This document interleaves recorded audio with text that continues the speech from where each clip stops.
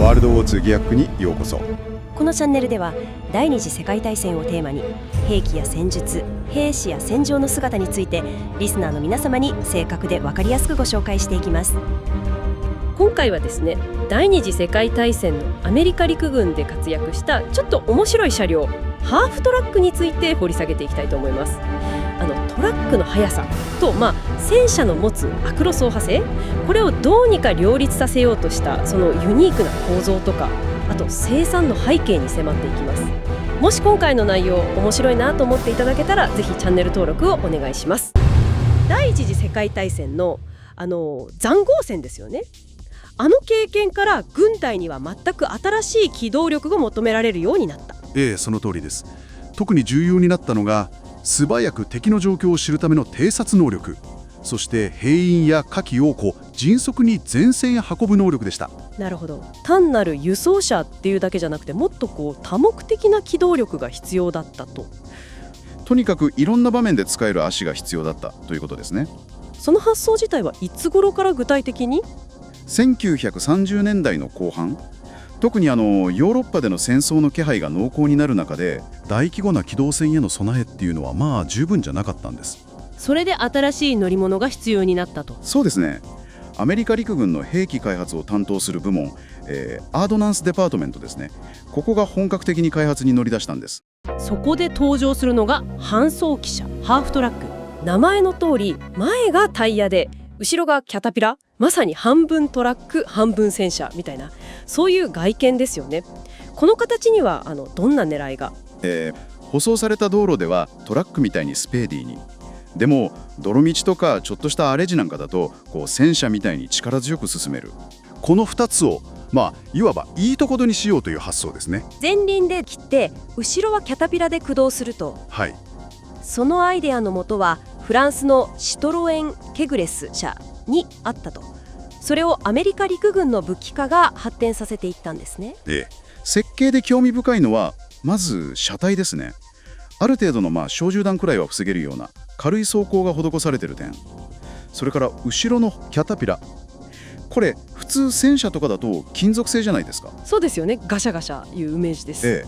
でもハーフトラックではゴム製のベルトみたいなものを採用したんです。へー、ゴム製ですか。それはまたどうして？これがアメリカ的な合理性っていうんですかね。ゴム製だと金属に比べてまず静かですよね。それに整備も比較的楽だったんです。で、ある程度の悪路だったらこれで十分な走破性を確保できたと。さらに前のタイヤにも駆動力も伝える仕組みを取り入れて、悪路での走破性とか牽引力を高める工夫もされていましたね。なるほど。静かで整備しやすくて走破性も諦めないなかなか欲張りな設計ですね。これだけ多機能となると作るのも相当大変だったんじゃないですか？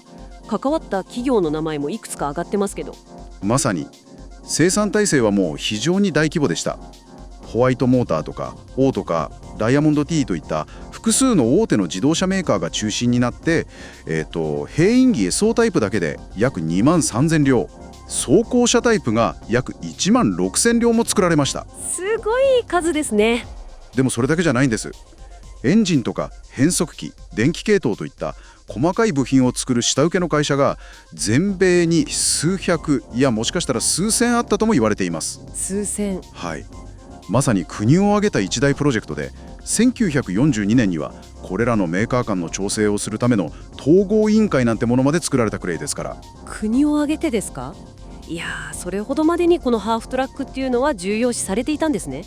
この車両が持つその一番の意義、重要性っていうのはどこにあると考えますか？